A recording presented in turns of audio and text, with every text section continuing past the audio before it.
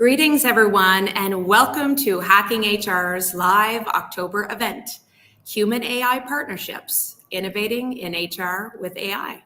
I'm Daniela Page. I'm Hacking HR's Chief Learning Officer, and I'll be your moderator today. I'm located here in Playa del Carmen, Mexico, so I'm wondering where our audience is located, so feel free to type in your location in the comments section. We're always interested to see where the crowds are coming from all over the world. Jessa, will you kindly bring our expert panelists to the stage, please? Hey, everybody, welcome. Nice to see your smiling faces there today. Glad to see you. I thought we would go around and introduce who we are and what we do and why you love this topic so much. Would you like to go ahead, Susan? Sure. Hi, everyone. I'm Susan Russo. I spent 15 years in corporate HR. So I serve both as a global HR business partner as well as a small business HR lead before pivoting into academia and private consulting. I love the training space, and I became passionate about AI and this topic as I started seeing it utilized more and more, including catching my son using Alexa to do his math homework. Great to have you here, Susan. And over to you, Joe. Hi, everyone. I'm Joe Pope. I'm the Director of People Operations at Nixon Peabody, which is a top 100 law firm. I'm located in Chicago and have been in the human resources field for over 15 years. I'm very passionate about AI because of its potential. I really like how every week, really, there's something new coming out, new innovations with the technology and capabilities, but even innovations within how we're talking about it. So I think this is a really exciting time to be in HR and people apps. Yes, I agree with you, Joe. Thanks for coming out today. And Augustina? Hi, everyone. My name is Agostina Berni. I am based in sunny Argentina, and I have more than 20 years of HR experience within the tech industry. I have led talent and HR at high growth organizations such as Google, Red Hat, and most recently Eventbrite, where I was the global HRBP senior manager for the product organization. And I was supporting there the chief product officer and vice president and director level leaders. I'm passionate about AI because I think it can be a powerhouse in HR. Traditionally, we have been a function that is overloaded with tasks and things to do. And it's no surprise to everyone that burnout seems to be on the rise as we speak. So I really believe that there is great opportunity and potential there. And I really hope that we can leverage it. Wonderful. It's great to have you here as always. Thank you. And Michael, over to you. Good morning, everybody. I'm Michael D'Annunzio. I play two roles. One, I'm the founder of PVAI Consulting. So I'm the only one on this panel who is not specifically in the AR function. So hopefully that will be helpful today. We help brands try to drive growth and transform markets with AI. So essentially, we're trying to help them really understand how to infuse AI into their processes, including their people processes and change management, which is a really big component of all this. The second role is I'm a founder and a board member of an AI SaaS marketing platform, which really has a lot of implications for personnel in terms of the ability to create campaigns and do all sorts of marketing activities that used to take, days and weeks, and now are, kind of hours and days types of things. So lots of implications for the people side of things with all these new tools that are out there. So happy to be here today. I have a feeling I'm going to learn more than I'm going to contribute given the panel, but looking forward to it. Thank you. Well, it's great to meet you, Michael. Thanks for being here. And Dalit? Yes, hi everyone. So I'm with the HR domain for more than 25 years with corporate companies, but also startup and medium-sized companies. And I'm very passionate about AI because I always think about what would I have done if I had AI in my days as an HR professional. I believe that AI brings a lot of potential to do the interesting stuff for us, the HR people, and looking forward to speak about it. Today, I'm an independent consultant working with many companies, and as such, I'm also working with venture capital and helping young companies, startups who are doing specifically leading the AI technology and this domain. So it's interesting for me to look at it from both sides, from the technology, but also from HR, and how can we assist them and help them to do better in this area. Very happy to be here today. We're happy and grateful to have all of you here today. So we appreciate that. And thanks for the introductions.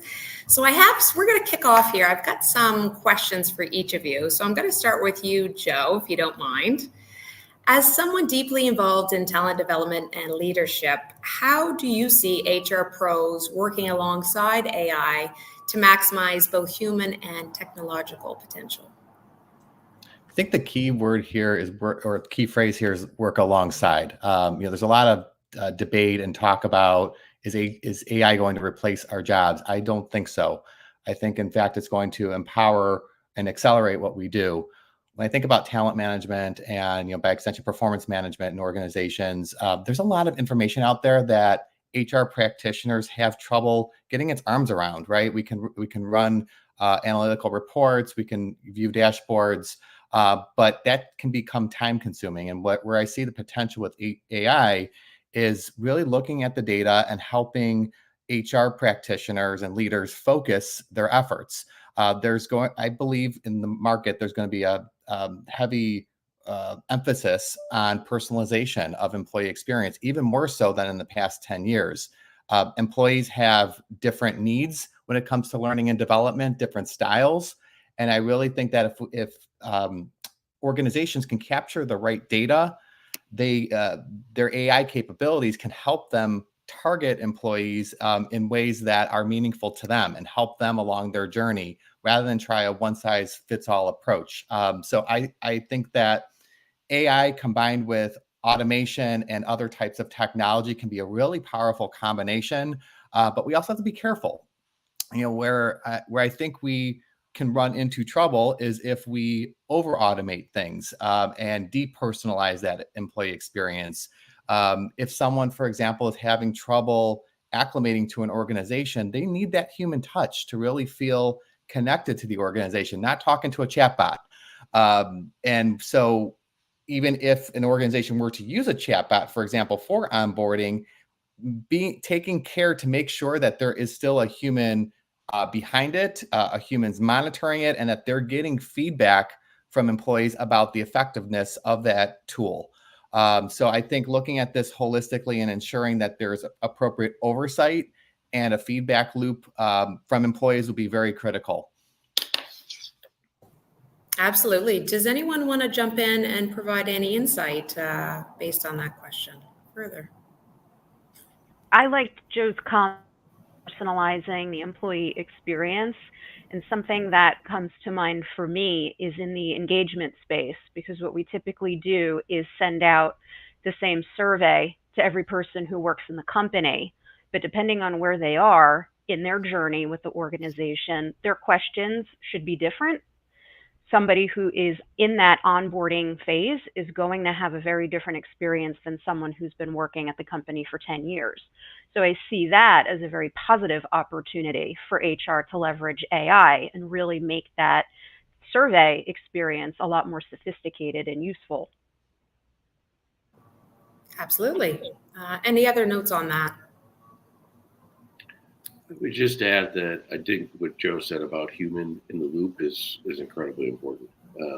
Again, I'm coming at it less from the HR practitioner side of it, but more from kind of what is the impact going to be on the employees themselves and their particular functions. And this role of human in the loop is critically important for organizations to be able to share with their employees, because there is quite a bit of fear, certainly in the marketing area where we do a lot of our time, certainly a lot of fear about being automated out of a job, and it's palpable. I can tell you from the projects we're working on. And so this idea that human in the loop and this notion of being empathetic toward the employee and what they're going through, but also at the same time, letting the employee know that they need to kind of step up and the future is kind of in their control as well. Like they have to start to learn these tools and how they're going to work for them and enable them to be more of a superhero than they currently are. I like that. I like that, Michael. And while we have you, I've got a question for you. Sure. With AI transforming many industries, how do you view the balance between automation and augmentation? And what responsibilities do HR leaders and employees have in adapting to these changes? Sure. A little bit of like I just talked about. The real story with AI for us is this idea of automation versus augmentation. And it's a difficult line to walk for some because whereas Joe, I actually do think in certain functions, a lot of jobs will be eliminated.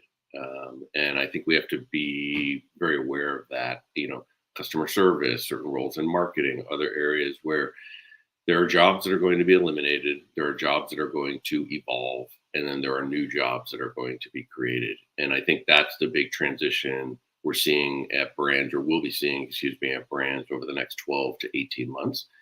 And that's a difficult one. It really is. You have kids coming out of college who are taught a certain set of skills, but now a lot of those skills are performed by tools. So how do we bring them into the organization? How do we mentor them? How do we grow their capabilities? You have others who are all in on AI and they're kind of breaking away from the pack. You have some who don't like it, don't want anything to do with it.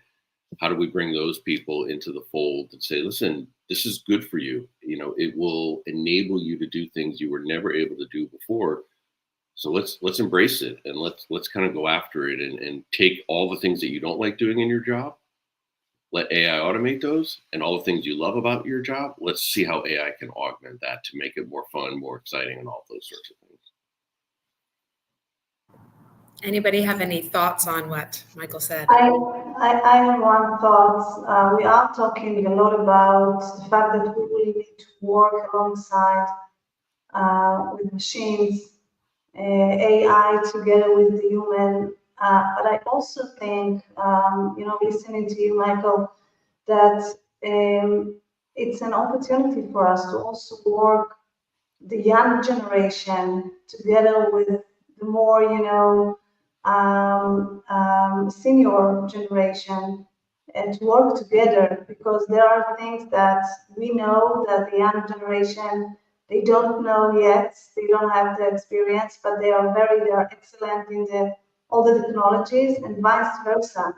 So I think about, those three points of, connections, the technology, the AI, but together with the young and the seniors, I think it can be a win-win-win combination. Yeah, I love that.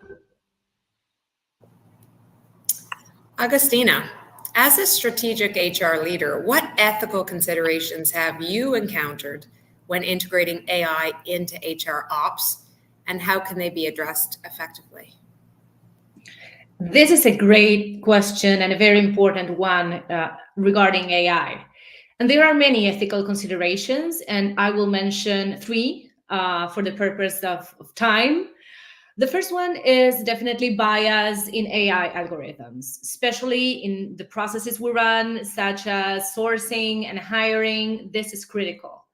And I will bring an example here. I think it's important also to understand and do some research of what other organizations have identified along their AI journey.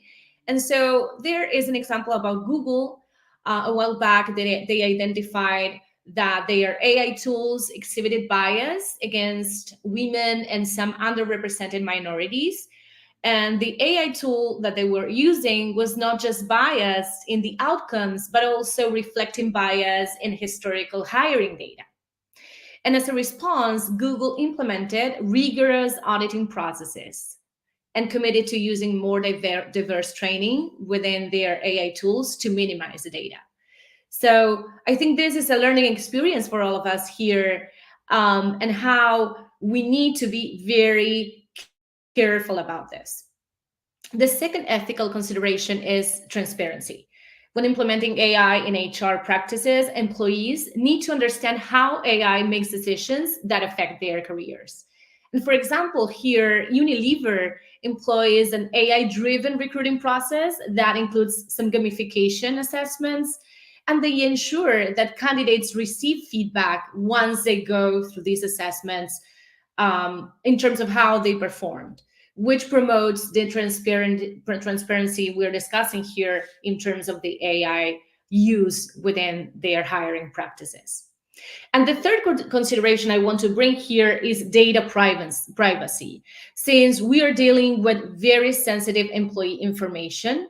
And according to MIT, 60% of employees are really concerned about how their data is used in AI applications. So companies, we definitely need to implement rigorous data governance and policies to ensure that AI applications are the data that we are using is really rigorous, and so that we can build the trust and ensure the privacy for our employees.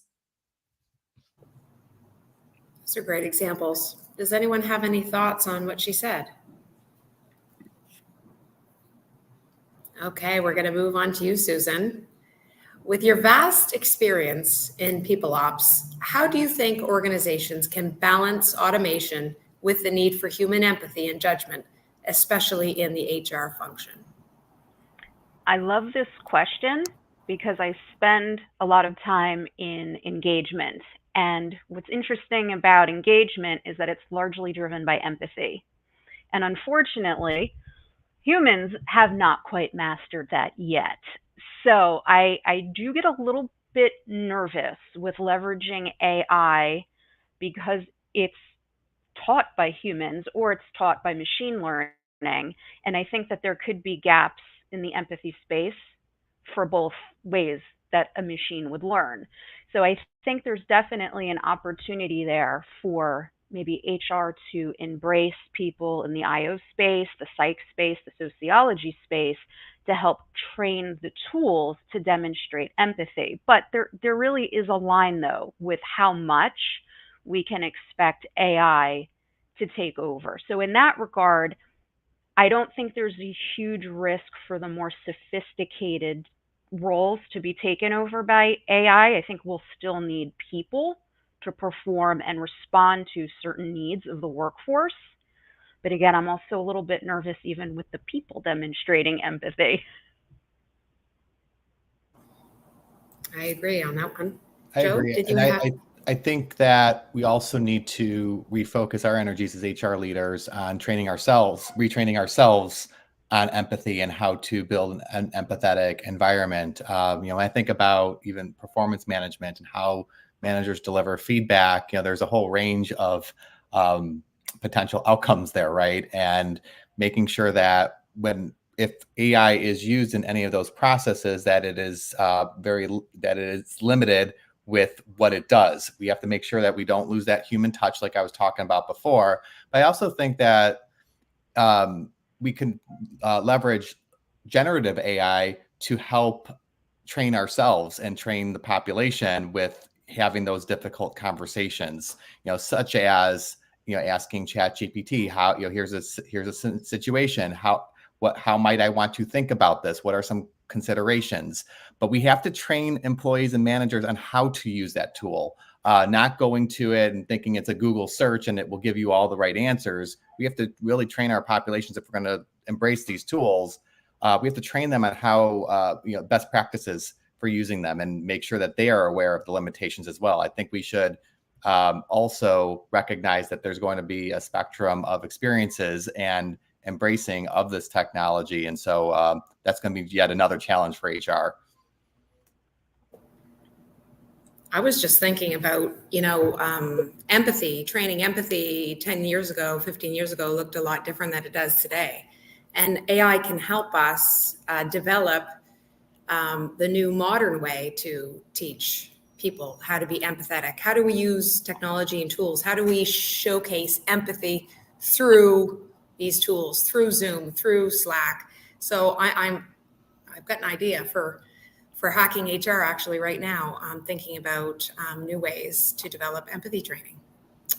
Great. Dalit, question for you. Given your leadership in the HR tech space, what role do you see AI playing in driving innovation in HR? And how can it complement human capabilities? Yeah, thank you.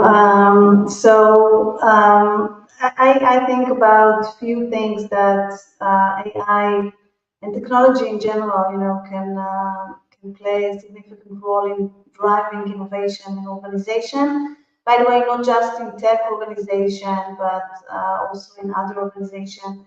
So first of all, for us, as I said at the beginning, as HR people, I believe that it will free up time for us to deal with innovation, to create and innovate, which is very important because sometimes we are buried, under so many tasks, which now we can push to AI and therefore, to really innovate and work with our teams towards innovation. I think that it also has to do with the answer before that Susan gave regarding, how to balance between. Sometimes it seems like we are falling apart, we are falling in love, sorry, with the technology and AI and everything, but we need to keep in mind that we still need to work with people, and it's so important for us to also convey this message. So while training our people to use this tool and work with it very wisely, we need to continue and train them to work with people and learn together with people and be human. And I really hope that it will not go away. Um, um, but also, I believe that going back, in HR space, AI can give us speed, it can increase the accuracy, the efficiency of our teams, again, which will lead us to do more innovation. And lastly, I would say that from my experience, sometimes it might seem or it seems quite odd or interesting, but sometimes the HR organizations are the early adopters of technology, and by leading by example, and demonstrate that we are using AI. We are not afraid of using AI with all the rumors about it will take away jobs, it will take over your roles. We can actually lead the organization towards using an AI and be innovative enough to use those tools, not be afraid of them, but actually work together with them. As well as we all said, from the beginning, always work alongside with AI. It's not either or, it's alongside with AI. We need to build teams who are machines and human, and this is innovation by itself. It's not easy, and this is something that we'll see more and more as we go in the future. Thanks, Dalit, for that insight. Does anyone have any more thoughts about what Dalit said? Can I just add, I know there's a tremendous amount of fear that AI is going to take away everyone's job. And I came across a study not too long ago. I can unearth it if anybody wants it. You can reach out. I'll figure out where it came from. But it said that by the year 2030, we're going to not have enough people to capitalize and leverage the insights that AI are making available. And the study goes on to say that worldwide, we're going to be leaving about $8 billion on the table of money that we're not going to make because we don't have the people available to leverage the insights that AI brings to our businesses. So when I read that, I kind of jumped for joy, right? We can stop being nervous now. But then also I was a little disappointed that AI is going to level us up a bit and we're not going to be ready to capitalize on it. So I just found that both reassuring and concerning at the same time, two sides of the coin. But I just wanted to add that to the point around AI taking our jobs. Yeah. I'd love to see that. I'd love to see that survey. I haven't seen that one. That would be encouraging because I think a lot of it's going on is there's not really much of a willingness to talk about what is likely to happen in the near term, the next 12 to 18 months. Yes, when you look out 5 years or 7 years, it does seem as though there's going to be tremendous potential that's going to be created, all sorts of new jobs, all sorts of changes in everything from energy policy to climate to tech to finance, the whole kind of world as we move toward this artificial general intelligence, super intelligence type of place. The thing that I counsel brands on and kind of HR professionals is really about the near term. Because the near term, I think, is going to be pretty bumpy. And as long as we're prepared for it and we're transparent about it, it should be okay. We'll get through the bumps. A lot of people will evolve into new roles, and that's great. So let's get them the skills and the training that they need, and let's get them there. And I think but to me, the most important thing is to be transparent about it. And if we are, then I think that's, but I don't get the sense there's a huge amount of conversation around that because it's a tricky conversation to have. But I think it's one where as leaders, we have a responsibility to have.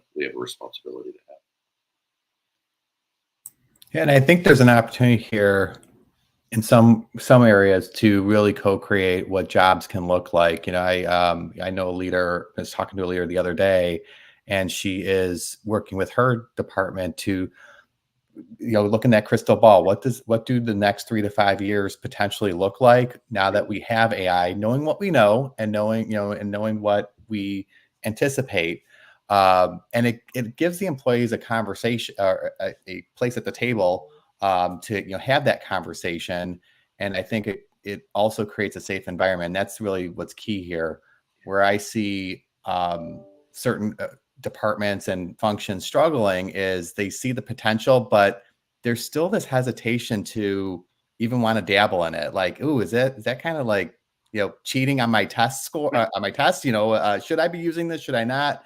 And I think that conversation really that message needs to be delivered from the top down, that, if the organization is open to this technology, what are the guardrails? What are the parameters, and and really foster that healthy conversation and debate throughout the organization.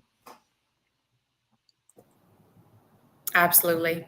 Yeah, that's great, Joe. I've got some questions here just for everybody, so feel free to jump in and share your thoughts. What are the most effective ways or strategies to integrate AI into human-centric HR processes while keeping the human touch intact? I can go with this one, Danielle, and I think that we have been mentioning this thus far, the augmentation piece about AI and the power of not replacing, but rather, again, accelerating and augmenting HR capabilities. And I love how organizations are using this in other processes besides hiring, where is rather good traction and adoption. I think that performance management is the other area where we could look into how to leverage it. And there is some examples out there. I love the one where Deloitte is using it to provide data-driven insights about employee performance in real time for managers to use that information and engage in meaningful, robust performance conversations with their team members. So I think this is something where we could continue to explore how AI can be leveraged. And I think managers will really benefit from having this powerhouse and provided by HR. That's a great one. Anyone have any other ideas? I think we need to communicate what we use AI for. And I think we also need to decide what we don't want AI to do. So, going back to what Agustina said earlier around the ethical space, I think if we establish the framework first and then bring in the tool, we'll have more success with it working alongside with people. I would agree with that completely. Having policies in place is absolutely critical, signed off from the top of the organization. It Mhm. gives the employees comfort in knowing what tools they can use, how they should use them, what tools they should not use. Because a lot of people are just using tools. They're bringing into themselves, and and that can get a little perilous sometimes, especially with all the data that we were talking about earlier. And certainly on the HR side, it could be really challenging. So having very clear policies signed off on the top, and those policies will evolve. Every organization is going to learn what makes sense for them, and continually revisit those policies. Maybe once a quarter, maybe every 6 months, but continually updating them. Mhm. I would love to add to this. I love Susan's and Michael's contribution on the ethics side. I think the question here: where should the ethical governance should who should be owning this? And I think there are some ethical boards and organizations are putting in place squads of different contributors and stakeholders from different parts of the organization, from legal to IT to operations to HR. And I think we need all of those perspectives to be able to properly assess and build those policies. That's right. And this leads into my next question is what further ethical considerations must be addressed in human AI collabs, especially in areas like recruitment, employee data, privacy, and decision making?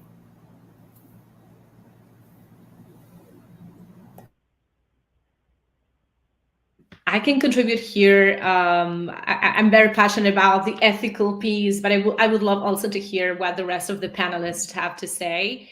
I think one issue we haven't tackled yet is algorithmic accountability. So we must ensure that the decisions that AI makes are explainable to and subject to human oversight. And this is important. So there are companies within the tech sector, for example, that are faced with scrutiny about when their AI recruiting tools are rejecting candidates and again biases in their hiring process. And so companies really need to take care of proactively and monitor and adjust algorithms to uphold of those ethical standards and again ensure algorithmic accountability. I think also transparency and disclosure. And I think of an example in the healthcare space. 15 years ago, I don't know how comfortable any of us would have been with an AI assisted medical test. We didn't know what it was. We wanted a doctor. That's how we felt, right? That was a very emotionally driven decision. Now, as more information is shared with the general public, things like, hey, AI assisted software can detect cancer 5 years before you get it. Now that we're better informed and we're presented with a choice, do you want to use this type of technology or have your physician use this type of technology with your testing? We're more willing to do it. In fact, now we may even start requesting that. So I think that pivot in our emotions and our willingness to embrace it comes from the transparency and the disclosure. And we should probably emulate that in the HR space as we're using these tools. Yes, and I want to take it one step forward and say, I believe that we already can do it, but for sure in 1 or 2 years, think about it, we will be able to say about candidates whether they are going to succeed in one organization or not, right? Because we have the big data and we have the prediction and we can use AI in order to say so. And it's not just candidates, it's about teams, it's about employees, it's about leaders and managers and so on and so forth. We can do so much with that. We can know in advance so much to the point that maybe we can actually lead the witness, right? We can lead actually the trend. And this is, I believe, can be quite dangerous. And it goes with the ethical, and the transparency and disclosure and everything. What if we know, and what are we going to do with it? Whether we want to use it or not, whether we want to give people, really people, the opportunity to strive, to change, to grow. So I think all those issues probably will deal with. It's not yet here, but in the future, in the near future, we'll deal with all those ethical questions that the AI can do for us, specifically in those domains that we are already using it, right? In the recruitment, in the engagement, in all those kind of things. What if we know that one employee is no longer engaged, and what do we want to do with it? It's I think that we are not facing all the questions yet, and this is something that in the HR organization, I believe that we need to be ahead of the curve and start and asking those and start with and deal with those kind of dilemmas. It reminds me of an article I saw, and I can't remember the source. I'll have to look it up, but it really concerned me because in it, the author was advocating for, during the recruitment process, eliminating resumes entirely and moving to some database structure where the algorithm pulls your information from LinkedIn and determines what jobs you're qualified for and becomes a matchmaker. And I see a lot of danger in that there because not everyone's going to want to stay in the same job. People want to grow. People want to try different things, and also our experiences are not always captured neatly in a profile. We all have different experiences and skill sets that we might want to showcase at different times. So I think I agree with everyone here. We have to be very intentional as a field about what we will and won't accept with this technology. And I think that, especially when I think about talent acquisition, especially there's a lot of mistrust out there with, job applicants because they put their submit their resume through an applicant tracking system. They don't know what happens with that information. There's a lot of misconceptions in some ways, but ideas that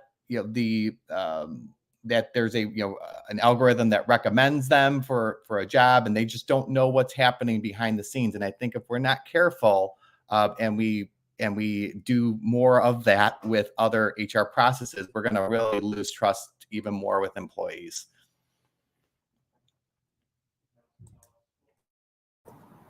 Thanks, Joe. Okay, next question I have is, how can organizations balance automation with the need for human empathy and judgment, particularly in areas such as employee relations and talent management?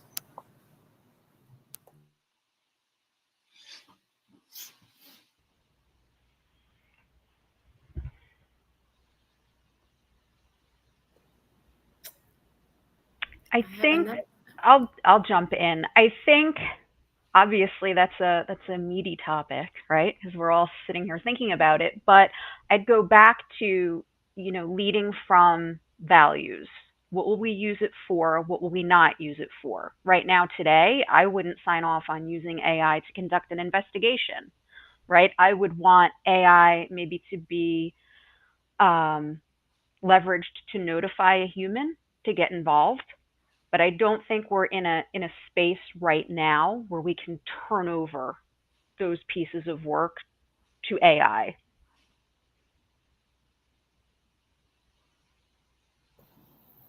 Any other thoughts?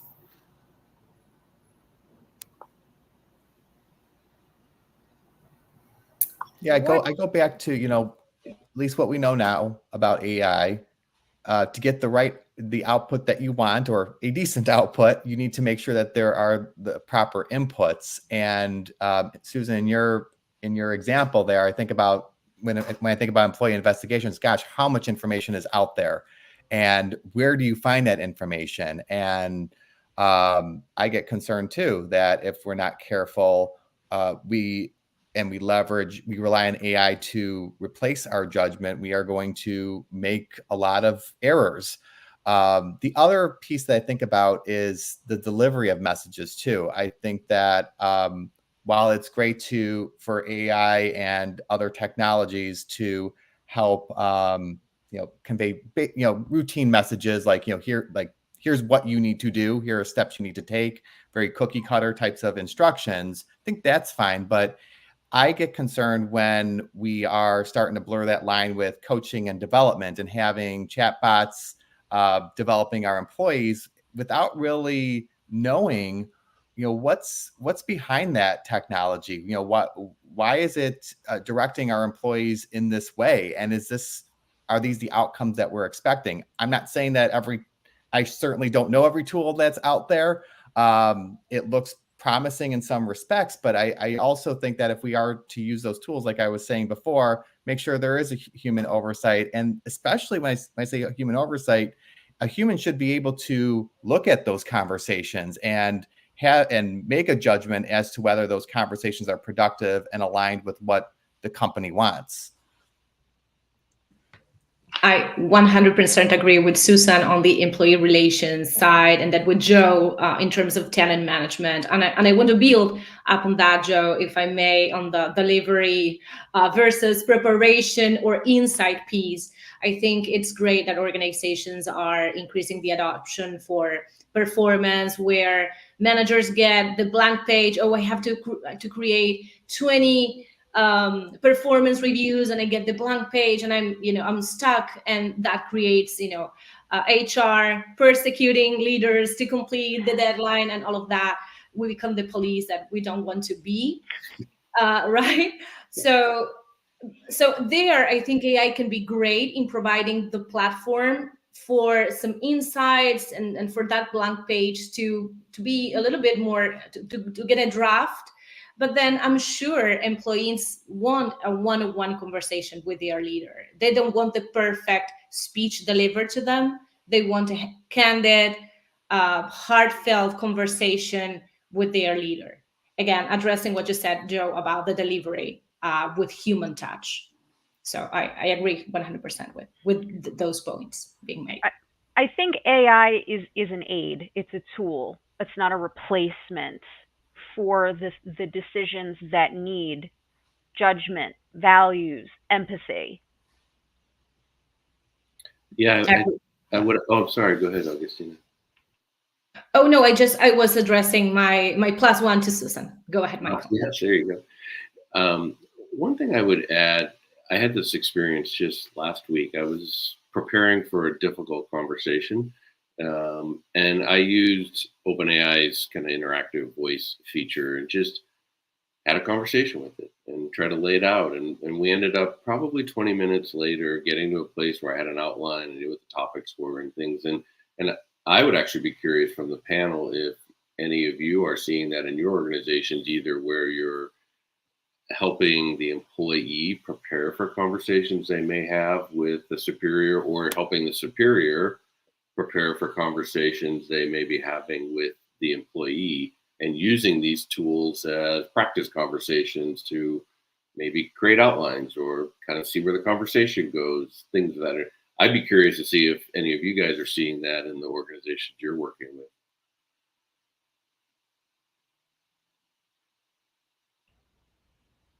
I have not, but it's a good idea. Okay. I've heard some people are doing that, and they find it very helpful. Never did myself, but good idea. Yeah. I know there are organizations out there in the market, Michael, I've heard within tech, that are using it, as I mentioned in the example, to help leaders craft their performance conversations. But again, with the understanding that there will be a human then having those one-on-ones, not the system just sending that information right away to the employee. For sure. Yeah, I think that's great from like a role-playing perspective.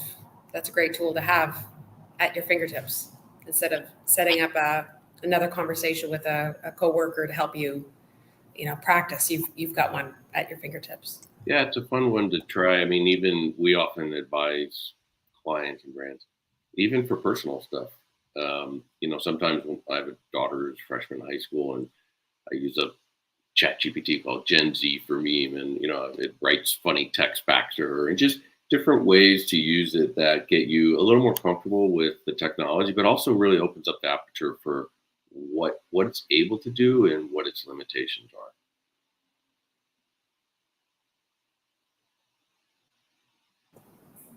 That's great. All right, one of my last questions for you. What strategies can HR leaders implement to ensure that human AI partnerships drive innovation in HR without sacrificing ethical standards or human-centric values? I would advocate for a cross-functional committee to lay the framework, going back to what I mentioned before. What are we using the tool for? What are we not using the tool for? Explore what does good look like, what does bad look like, and how do we remediate if something bad happens as a result of using this tool. I would even, leverage on that, what Susan said, but I would even maybe build a new role in HR as the head of AI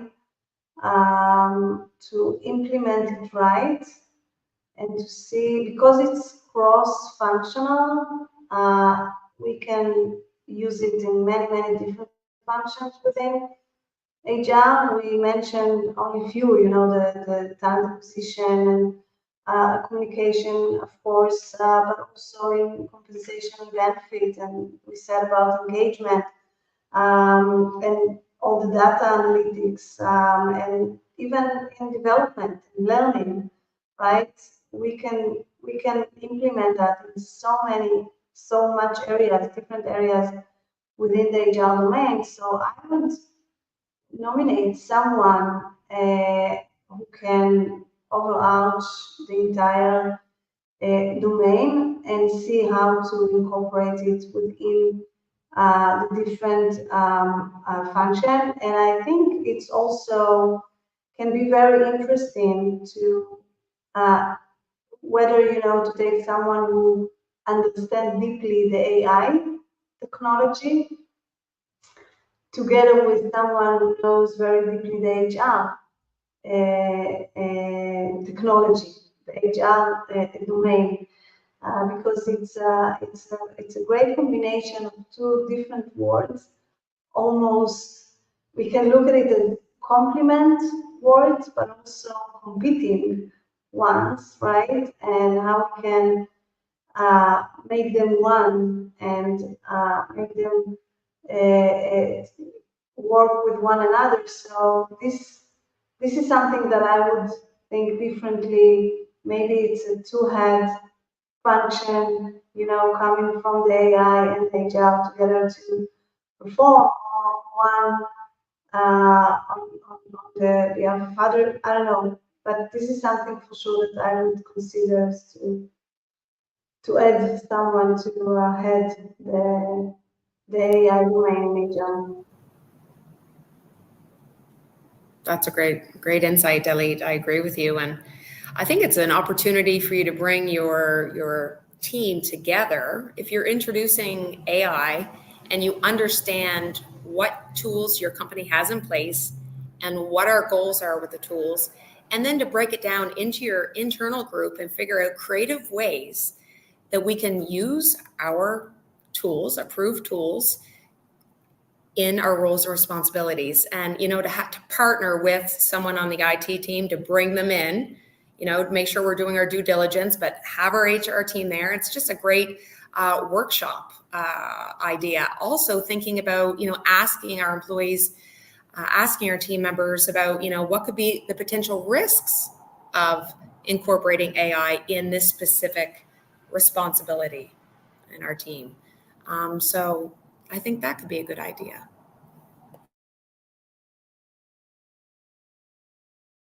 I'm sorry, Danielle, one thing to add on to that, which is probably less of an issue with the HR function, is I think it's really important, regardless of the function you're in, to make sure that your legal teams are involved from the beginning.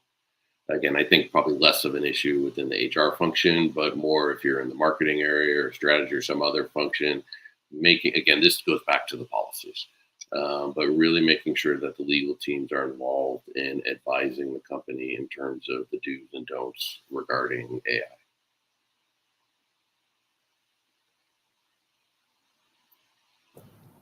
Any final thoughts that you folks would like to leave with our audience today surrounding this topic? Any takeaways? I do. I think one of the topics or the themes of this panel was innovation, and I think that in order to gain traction and and accelerate innovation within HR, we need to have the experiment hat. So I've seen organizations not necessarily go all in, meaning we're going to escalate this to every team, or across the organization, but rather piloting, starting small, having that alliance with teams that are more receptive or can be working in partnership as ambassadors of the initiatives that we're trying to achieve. So definitely the experimentation aspect and the curiosity needs to be part of the skill set of the HR professional of the future. I definitely think that. Yeah, for me, I think that we in HR should be the bridge between, the AI and the organization, and to make sure that we are translating it in a way that they don't afraid of the AI, but actually see the opportunity in this, either call it a tool, technology, the future, whatever, but we take them by hand and make them, move towards the future with less fear from this acronym of AI. So I see us as the bridge.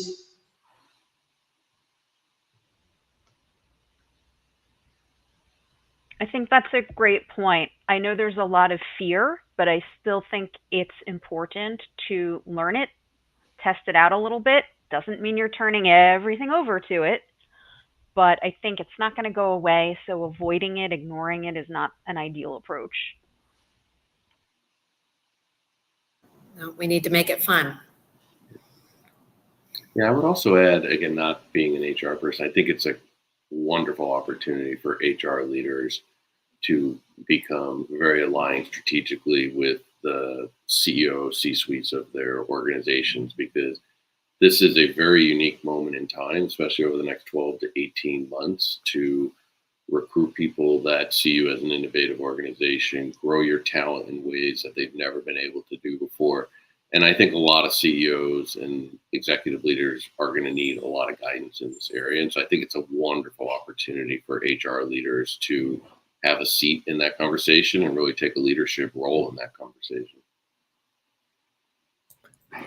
Yeah, Michael, you're so right. I think back to classically trained HR professionals, we rely heavily on employment laws, and right now there aren't any or many laws around this. And so I agree, this is an opportunity for HR to have a seat at the table, be creative, and help the organization come to a consensus that works for it, of course, under the right legal guidance.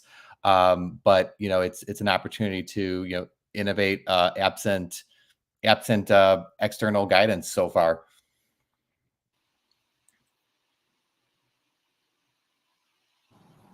Anyone else have any final thoughts for our audience today?